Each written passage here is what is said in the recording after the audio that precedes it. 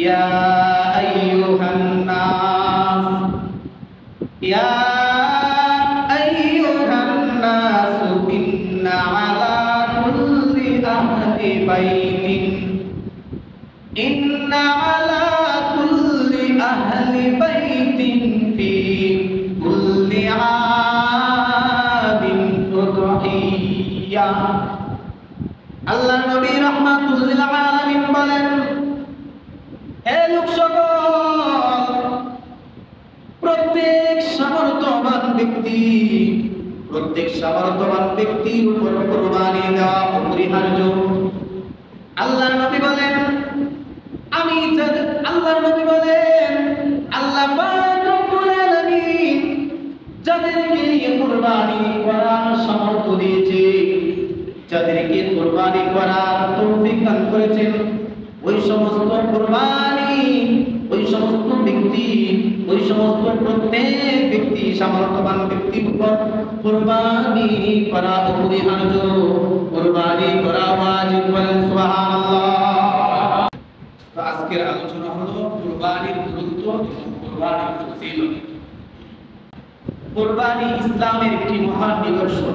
কুরবানি হলো ইসলামের একটি মহান নিদর্শন। কুরআনুল কারীমে আল্লাহ পাক রব্বুল আলামিন কুরবানির নির্দেশ প্রদান করে বলেন, ফাসাল্লি লিরাব্বিকা ওয়ানহার, ফাসাল্লি লিরাব্বিকা ওয়ানহার।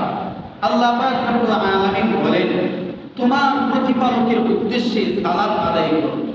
সালাত মানে নামাজ। আল্লাহ পাক রব্বুল আলামিন বলতেছেন, ফাসাল্লি লিরাব্বিকা ওয়ানহার, তোমার প্রতিপালকের উদ্দেশ্যে, মানে আল্লাহ পাক রব্বুল আলামিনের উদ্দেশ্যে সালাত আদায় করো, নামাজ আদায় করো এবং পশু কুরবানি করো। কি কুরবানি করো? পশু কুরবানি করো।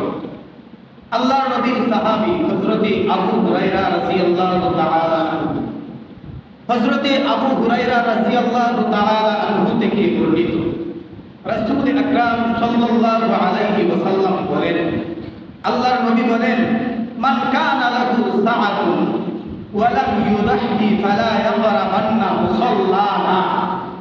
আল্লাহর নবী সাল্লাল্লাহু আলাইহি ওয়াসাল্লাম বলেন, যে ব্যক্তি সামর্থ্য থাকা সত্ত্বেও কুরবানি করে না, সে যেন আমাদের ঈদগাহের কাছেও না আসে। বলেন নাউযুবিল্লাহ।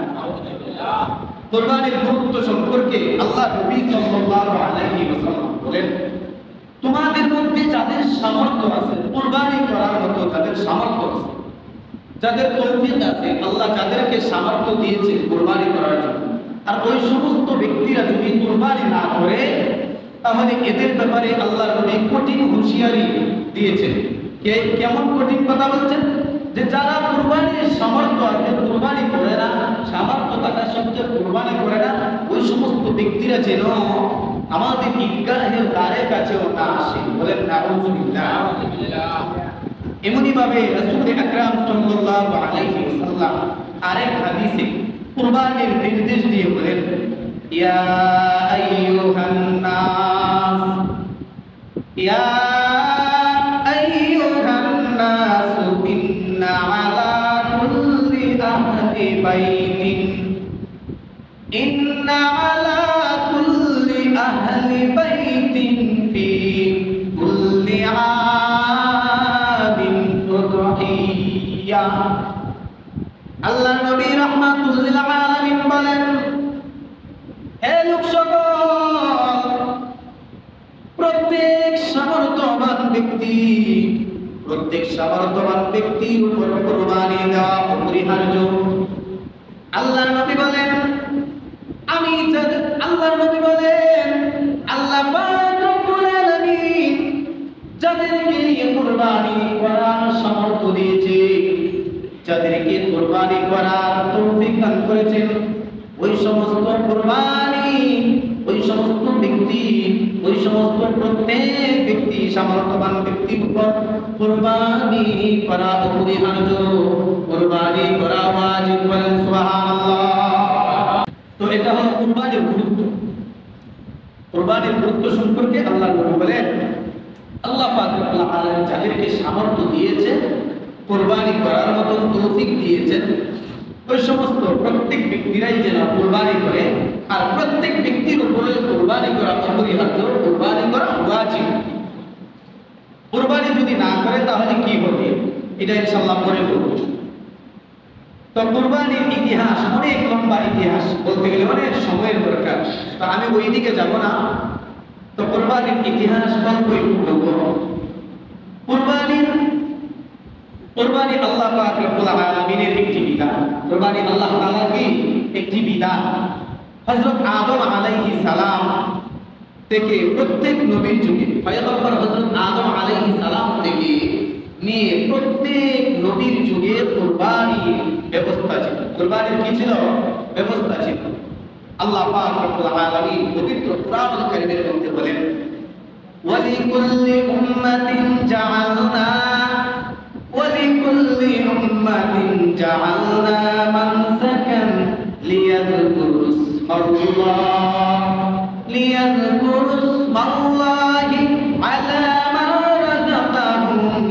على ما رزقهم من بهيمة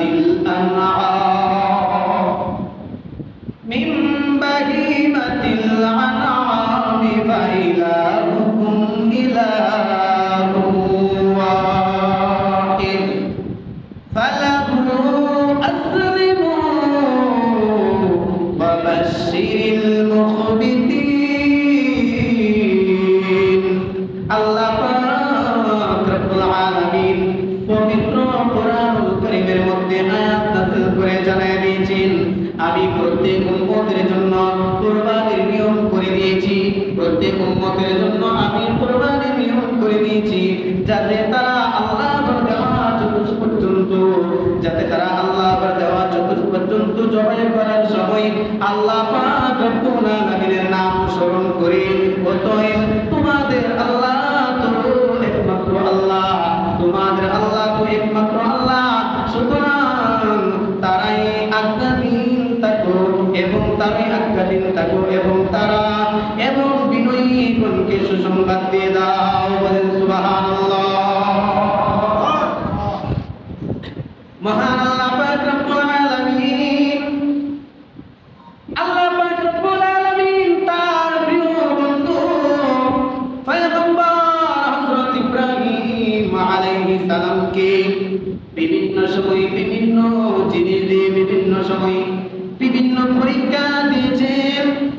আর এই পরীক্ষায় আল্লাহর পয়গম্বর হযরত ইব্রাহিম আলাইহিস সালাম পরীক্ষায় অবতীর্ণ করেছেন এবং ইব্রাহিম আলাইহিস সালাম সকল পরীক্ষায় সফলতার সঙ্গে উত্তীর্ণ হয়েছেন। বলেন সুবহানাল্লাহ। আল্লাহর বন্ধু পয়গম্বর হযরত ইব্রাহিম আলাইহিস সালামকে বিভিন্ন সময় আল্লাহ পাক রব্বুল আলামিন বিভিন্ন বস্তু দিয়ে বিভিন্ন জিনিস দিয়ে পরীক্ষা করেছেন। আর যত পরীক্ষা আল্লাহ পাক রব্বুল আলামিন পয়গম্বর ইব্রাহিম আলাইহিস সালামকে করেছেন, পয়গম্বর ইব্রাহিম আলাইহিস সালাম প্রত্যেকটা পরীক্ষায় প্রত্যেকটা সময় সফলতা অর্জন করেছেন, উত্তীর্ণ হয়েছেন। বলেন সুবহানাল্লাহ। এর মধ্যে একটা হলো কুরবানি, একটা হলো কি কুরবানি। কুরবানি দিয়ে আল্লাহর পয়গম্বর ইব্রাহিম আলাইহিস সালামকে আল্লাহ তাআলা পরীক্ষা দিয়েছেন। অনেক লম্বা ইতিহাস, ওই দিকে যাব না। তো কুরবানিটা হলো পয়গম্বর ইব্রাহিম আলাইহিস সালামের সুন্নাত। ইব্রাহিম আলাইহিস সালামের কি সুন্নাত?